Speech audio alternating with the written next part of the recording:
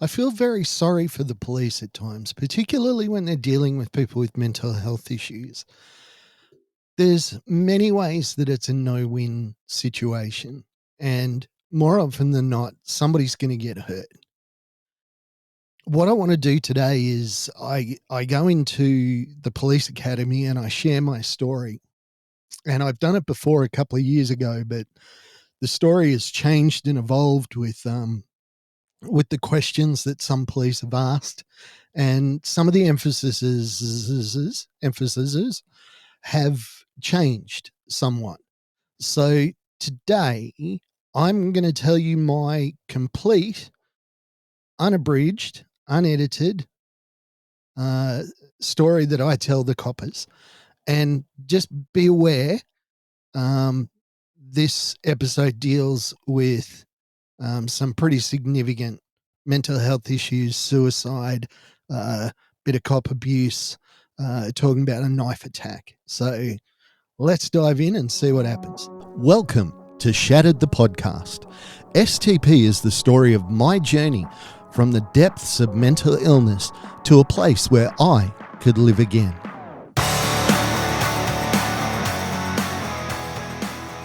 So first I must give my heart. I must let you know where my heart is when it comes to police. Now, my mum and dad met while they were serving in the military. Mum and her best friend got married to two fellas. Now, one fella was my dad, obviously, and my mum's best friend married a cop. Now, Ian and my dad are like brothers. I call Ian Uncle Ian now. I'm over 50 and I still think of him as Uncle Ian because that's what we called him all the time. And he was a cop. He was a small town cop in Riddles Creek in Victoria. And he was amazing. I loved hanging out with him. He used to take us out sort of when he was on patrol. And there was one time where I was in the car with him and a car had driven off the road into a river, but they had a horse float on the back. So when they got there, it's a small town, ambos are there, volunteer fire brigades there. They're all consumed with what's going on in the ravine, trying to save the horses, trying to save the people. But what that left was nobody to direct traffic. So Uncle Ian grabbed a high-vis vest, put it on me, and got me to direct traffic. And I was about 12 years old. So you've got this 12-year-old kid directing traffic around this accident in a police vest, feeling very cool. So the police for me were never really scary. Ian was, for all intents and purposes, my uncle. We used to play in the cells. We used to check out his collection all the time. Policing was just what my uncle did. So I get my first job working with people with disabilities, and it's the very first week. And they give me this client, this big lad, and this would happen all throughout my career. If there was somebody that had the potential to be violent, I would generally be paired up with them as their carer. Now, this guy was, for all intents and purposes, and from what I could see, a gentle giant.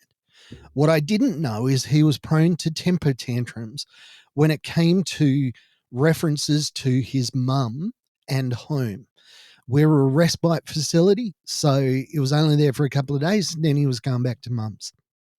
So we go to the shops. We have a lovely time, a really lovely time. He is a treasure. He doesn't pester me to buy anything. The things that he asks for, I tell him we can't have. We get him his cup of coffee, which we always plan to get. And then we're walking out of the centre back towards the facility. It was maybe a kilometre away. Anyway, I said the words, well, it's time to go home, not realizing that home for him meant mum. And as soon as he heard mum, He was excited.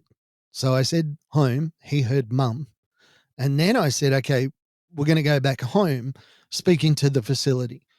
Well, he just lost it. He went absolutely Burko. He was punching me. He was screaming, which I could deal with. But when he went for a little wife and daughter that were walking past, I had to physically jump on him. And it was like riding a bull. Um, I've been on a bronco once, a bucking bronco, and this was kind of like that sensation. It was out of control. It was dangerous for me and for the people around me. Anyway, I have to dive on him. I have to restrain him because he's going to hurt this little girl and this old lady that are walking past as well. Then some cops walk into the room.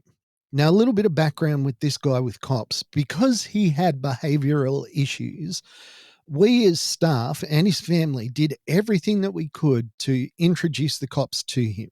So if we went to the show, if we went to walking down the street and we saw a couple of officers, we would just go up and introduce ourselves. Hi, this is our client. He just so he knows that you're safe people to come to.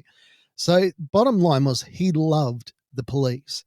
Now, when these cops walked into the room, it was like a switch went off in this kid's head. And all this aggression and anger and violence disappeared. Like he was an angel standing beside me. I'm on the floor. I'm bloody. I'm still got a hand on him because I don't know if he's going to attack the police. But he sees the police and he's like, well, my best friends are here. So the cops sort of ask me what's going on. I tell them. They say, okay, we'll give you a lift back to the facility. Old mate skips to the police car, jumps in. He's having a great day. What's that? What's that? Can I press this? Can I do that? We get back to the house. He jumps out of the car, hugs both the cops. Bye. Thank you. Thank you. Love you. And skips inside the facility. Now, me, I'm hurt, physically damaged. I'm kind of getting out of the car. I'm a little bit in shock. The older of the two police grabs me, throws me against the car, is holding me by my shirt, and he says, if I ever see you treat a person with a disability like that again, you won't make it to the cells. Essentially, he was telling me that he would shoot me the next time he saw me in that kind of situation.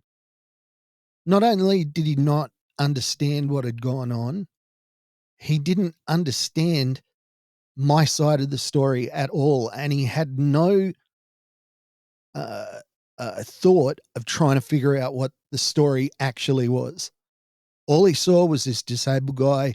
He was being restrained by this long-haired hooligan who clearly didn't know his job. And that the next time I would be physically damaged by the police if they saw that happen again. Okay. Cut to a few years later. I have been in that field for 18 years. I am burnt out. I am had it. I am done. I should have left the job. I should have gone into management. But there was just something in me that said, I'm doing kind of like, for want of a better word, I'm doing God's work. I'm out there. I'm taking care of the meekest people in the world. Clearly, I'm doing something important. Not realizing that the years of damaging like that incident there and many, many others were taking a toll on my mental health. So I show up at the job one day. I've been brought into this house. It's a house of 7 staff members. In the last 6 months, they've gone through 14 staff members. So there's 7 people that are supposed to work in the house. In the last 6 months, 14 staff have gone through. Most of them had left because of mental health reasons or injury. So I was brought in to try and bring change, and I'd only been there for a week or so. So I was still implementing things. And there was one particular client that I knew had held people down held them down on the ground with knives to their throat. They were female staff members. I know it happened to 2 people, definitely. I'd seen this guy go off on other staff. I knew he was extremely dangerous. I began my shift and I walked through the supposed security door. It was a temporary house. Their real house was being refurbished.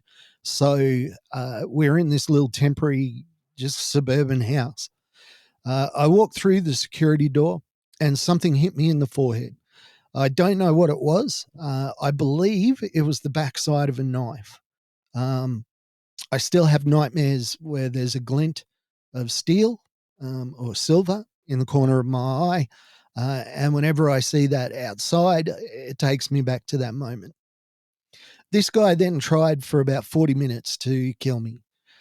I had an emergency buzzer around my neck and I kept hitting the buzzer. And what was supposed to happen is the phone was supposed to ring within 30 seconds of you hitting that button.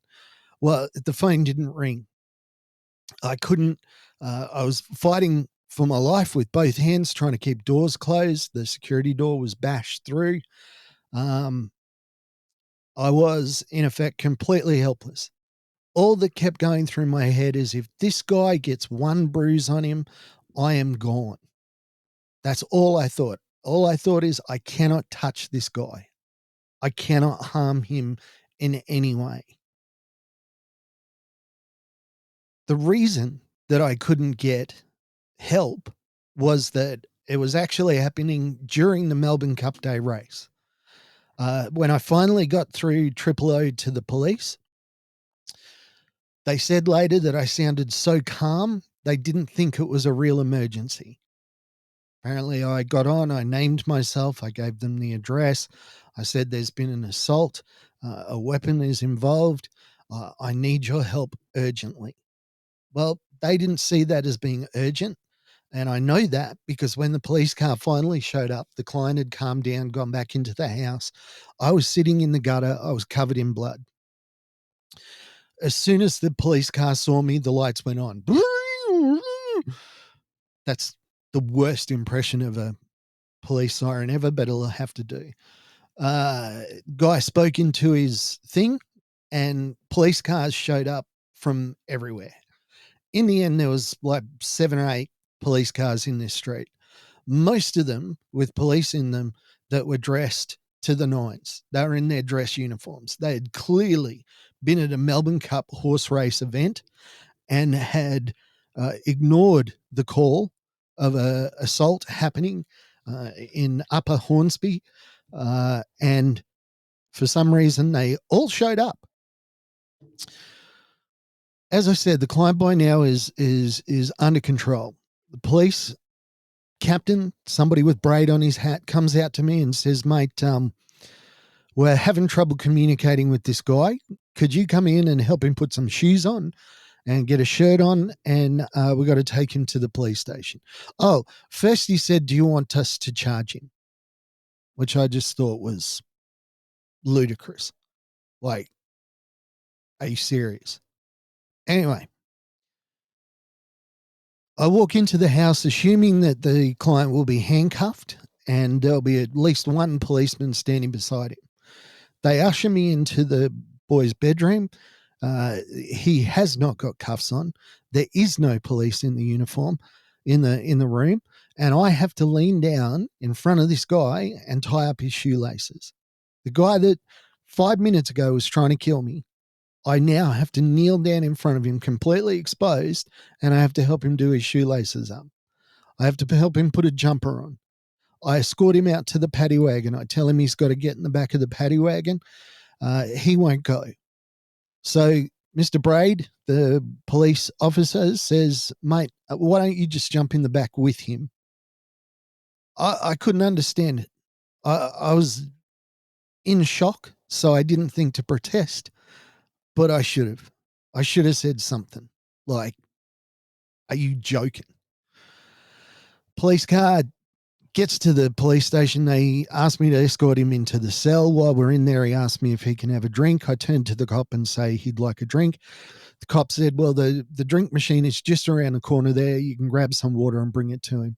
And for the first time ever in my career, I said no to a client for personal reasons. I just felt that it was too much. And I was right. It was. Now, at the end of this, I ended up walking outside Hornsby Police Station. I was sitting in the gutter. I just started crying and bawling and weeping. And then, these panic attacks started, depression, anxiety. I was very quickly diagnosed with PTSD.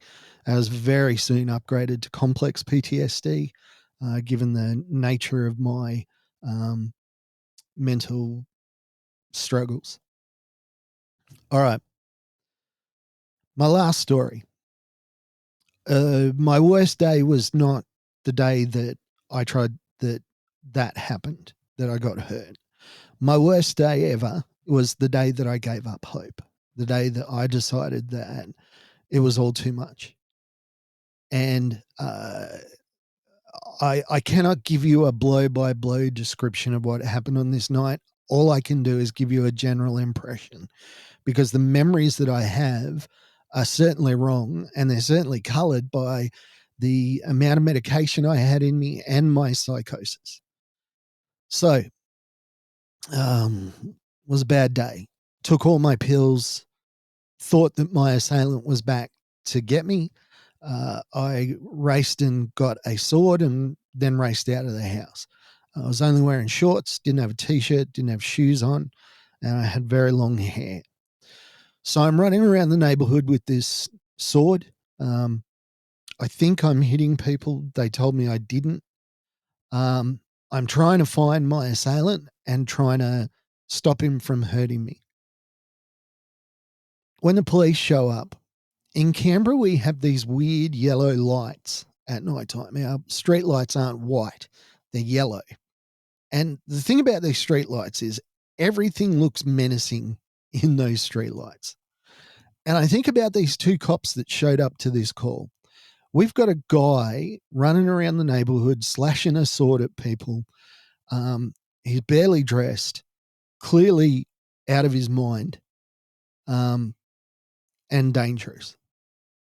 So two cops show up. One is a younger one, and the other is an older female cop. I'm going to call her a female because at the time when they gave me the card, well, they gave my wife a card, which I saw a couple of weeks later, the name on it was Kylie. I couldn't make out the last name and I couldn't make out the phone number, so I was never able to find Kylie to thank her. Kelly to thank her. So she, clearly the senior officer, standing in front of me, and I'm screaming I'm advancing on them. I'm screaming at them to kill me. I thought I was asking them to kill the guy that was attacking me, but apparently I was saying kill me. I'm advancing on them. Instead of pulling their guns, instead of pulling their tasers, they pull out the pepper spray. Now it's like 11 o'clock at night, I think. It's nighttime. It's dark. I look dangerous. Even in daylight, I've heard people talk about how people get in elevators and they check their bag because of the color of their skin. Well, you should walk around with long hair for a while and look rough. I used to get followed by security guards. If I ever jumped in an escalator, everybody put their hands over their purses. So I know that I had a dangerous look about me. They hit me with the pepper spray, but I've been on my knees bawling my eyes out, screaming, and my long hair has covered my face. So they're hitting me with the pepper spray, but if it's getting to me, my tears and the snot and everything is stopping it. So they're hitting me with these cans of pepper spray, and I am not going down. In fact, I'm coming after them. So then at some stage, I flicked my hair out of my eyes. It was just a natural thing that I would do. I just kind of flick my hair back. Now, because I had so much pepper spray in my hair at that point, some of it flicked back and it got the junior cop in the eye. So he's down. He's got peppered. He's been peppered. He's out of it. So that leaves Kelly. She's by herself. Her partner has gone down. What does she do? She sees that my face is now clear and she hits me with the pepper spray again. And let me tell you, I thought pepper spray was a joke. It's not, let me assure you. For a couple of days after this, I'd be in the shower and it'd be orange in the bottom. And if stuff dripped down from into my eyes, it would happen all over again. It's horrible stuff. I'm now on the ambulance gurney, and I don't know where I'm going. Maybe I'm going to jail. Maybe I'm going to hospital. Maybe I'm going to the morgue. I don't know where I'm going. All I know is that when I was a young kid, my uncle handcuffed me behind my back, and as a joke, and I was like, "Yeah, handcuff me," not realizing that my claustrophobia would kick in, and so I have this phobia about my hands being held behind my back. And I knew that. So I kept putting my arms up with my hands, for people on video that are looking, like that, fist together, wrists together, saying, please don't handcuff me behind my back. Kelly keeps grabbing my hand and she keeps pushing it down onto my chest and going, Mark, it's okay. I'm going to look after you. You're not in trouble. Maybe. She said something like that. We're then on the way to the hospital. And the thing about the pepper spray is I'm covered in it and I'm lying on it and I'm lying in a pool of it and it is burning. So I'm trying to get up off the gurney and I look like I'm arcing up again. It's like, oh, he's going back into psychosis. I'm not. I'm just, my back's on fire. Get to the hospital and I'm sitting up and Kelly comes over and she goes, mate, you can lie down. I said, I can't lie down. She said, mate, you got to lie down. I said, I can't. It burns. And she had a look at my back and she saw that my pants were absolutely soaked in pepper spray because all the spray in my hair had been rolling down my back. And she she went and did something that to this day I don't understand. She went and wet a towel and came back and she started wiping down my back. I don't know why she did that. Now there's two things that happened that night. One is I was in the hospital bed in the ambulance and I realized that all I wanted to do was be at home. All I wanted to do was be at home. I didn't want to die. I didn't want to be dead. I just wanted the pain to stop. And my other memory is of this voice of this officer telling me that it was going to be okay, that they were going to look after me, that I was all right.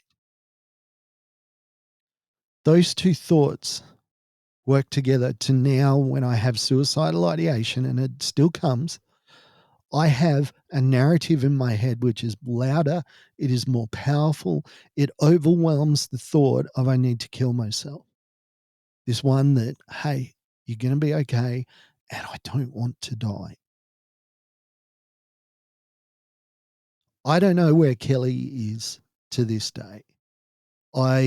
As I said, I had a business card. I've tried calling the police. I've never been able to find her. And I don't know where she's at in her career. And you got to think I'm telling this story to baby cops, police recruits. And I'm just telling them that they have the potential to one day be like Kelly is for me. She saved my life in more ways than she could possibly imagine.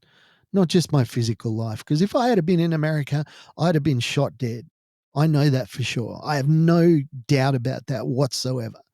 Maybe another cop, another day, I would have been one of those statistics because everything that I was doing was implying a grave and massive threat.